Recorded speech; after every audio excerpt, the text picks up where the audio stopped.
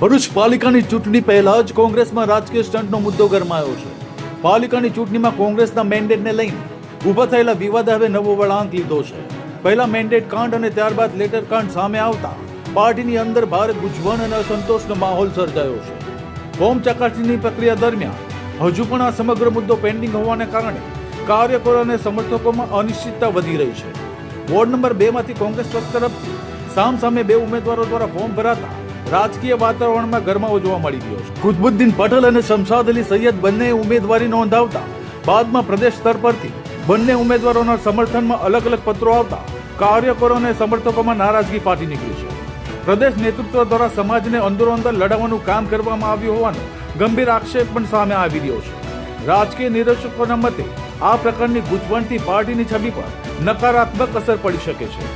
જો સામસામે મેન્ડેટ આપવાનો વિવાદ સમયસર ઉકેલાશે નહીં તો તાલુકા અને જિલ્લા પંચાયતની બેઠકો પરથી કોંગ્રેસના ઉમેદવારો પોતાના ફોર્મ પરત ખેંચવાની ચીમકી પણ આપવામાં આવી છે.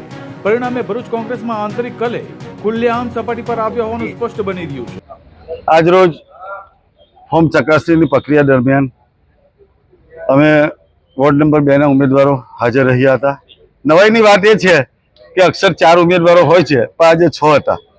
અને જ્યારે મારું નામ બોલાયું ત્યારે બીજા 2 પર ઊભા થઈ ગયા. એટલે મને એવું લાગે છે કે એસડીએમ મેડમનું પણ સાંભળવા તૈયાર નથી. શું પાવર છે એ મને સમજમાં નથી આવતું. મને એમ લાગે છે કે દિલ્હી સુધીનો પાવર દેખાઈ રહેલો છે અહીંયા. કેમ કે એસડીએમ બેન એમ કહે કે કુતબુદ્દીન આદમ પટેલ અને એની પાછળ બીજા 2 ઉમેદવાર એડવોકેટ સાથે અને એના ટેકેદારો જો ઊભા થઈ જતા હોય એ પર એક પ્રશ્ન છે. અને મારું એવું કહ્યું કે આજ રોજ તપાસણી દરમિયાન જે મેન્ડેટ મને આપવામાં આવેલો હતો એવો જ મેન્ડેટ સેમ બીજા લોકોને પણ આપવામાં આવેલો છે. જેવી મેન્ડેટની પ્રક્રિયા થઈ એવી પ્રદેશ કક્ષાએથી મળેલા લેટરમાં પણ થઈ છે. એટલે આ પ્રશ્ન ગૂંચવાયેલો છે. હવે સાહેબ એ તપાસનો વિષય છે, ચાલુ જ છે. મને સમય આપેલો છે, પણ મારી એવી રજૂઆત છે કે 3 વાગ્યા સુધી જો મારું ઉમેદવારી પત્ર રદ થશે તો ભરૂચ જિલ્લા, ભરૂચ શહેર અને ભરૂચ તાલુકા આ 3માં આનું પરિણામ ભોગવવાનું આવશે. અને જે ભરૂચ શહેરમાં ફોર્મ ભરેલા છે એ પણ પરત ખેંચીશ.